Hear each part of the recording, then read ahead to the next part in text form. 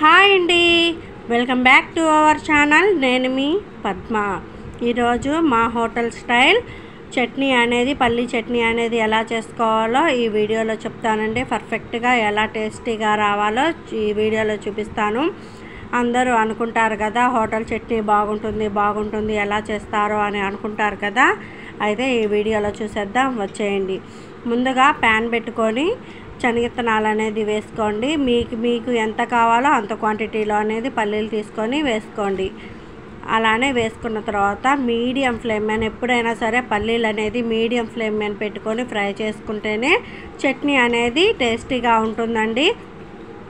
High flame మీద నుండి fry చేసుకుంటే అంత టేస్టీగా ఉండదు అన్నమాట. బాగా ఫ్రై అయిపోయి బ్లాక్గా అయిపోతాయి అన్నమాట, మాడిపోతాయి.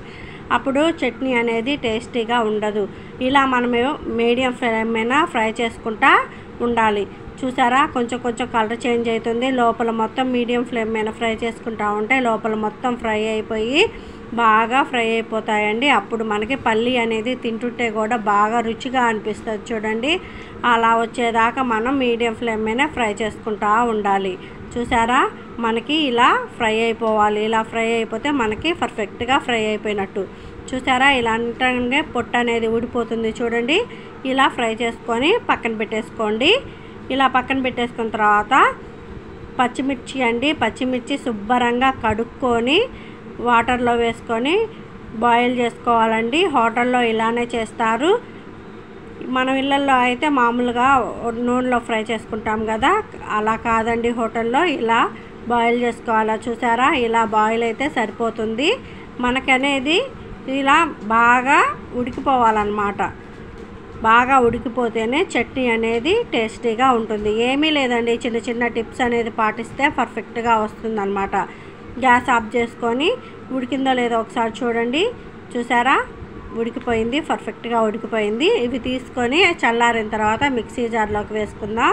శనగిత్తనాలు, పచ్చిమిర్చి, రుచికి తగినంత సాల్ట్, అలానే చిన్నెల్లిపాయ అండి వేసుకొని, నేను ఇక్కడ గమనించాల్సింది ఒకటేనండి, నేను ఏమీ వేయటం లేదు. చూడండి, చిన్నెల్లిపాయలు ఒక్కటే వేసాను అనమాట. వేసి మిక్సీ పట్టుకొని ఒక గిన్నెలోకి వేసేసుకోండి.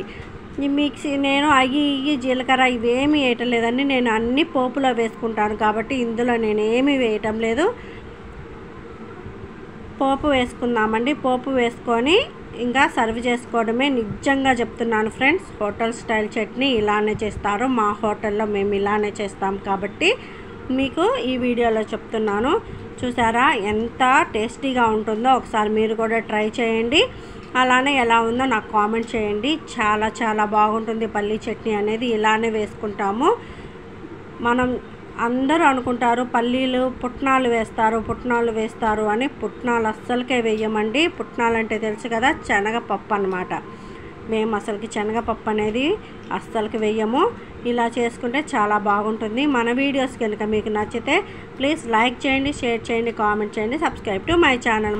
Bye friends.